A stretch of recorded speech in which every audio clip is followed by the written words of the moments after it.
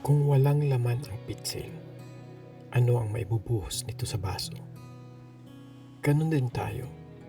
Minsan, hinahanap natin ang pagmamahal sa ibang tao, pero nakakalimutan nating punuin ang sarili natin.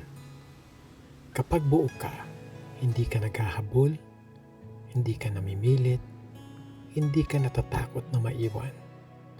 Kasi ang pagmamahal na tunay, nagsisimula sa loob at kusang umaapaw palabas. At kapag puno ka ng pagmamahal sa sarili, mas marami kang maibibigay sa pamilya, sa kaibigan, at sa taong darating sa buhay mo. Punuin mo muna ang sarili mo dahil hindi mo maibibigay ang wala ka. Enjoy your journey in this life.